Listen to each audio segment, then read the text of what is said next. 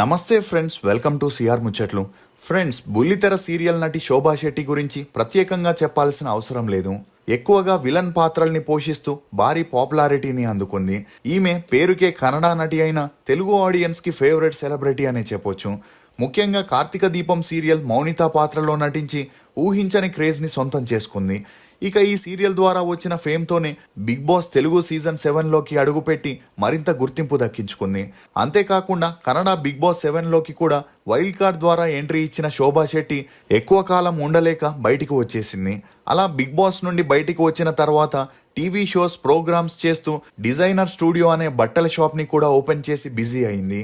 ఇదిలా ఉంటే కార్తీక దీపం సీరియల్లో తన సహనటుడైన యశ్వంత్ రెడ్డితో శోభా శెట్టి ప్రేమలో ఉన్నట్లు బిగ్ బాస్ వేదికగా ప్రకటించిన విషయం మనందరికీ తెలిసిందే. ఆ తర్వాత 2024 ఏప్రిల్లో ఎంగేజ్మెంట్ చేసుకొని అందరినీ సర్ప్రైజ్ చేసిన శోభా శెట్టి ఆ తర్వాత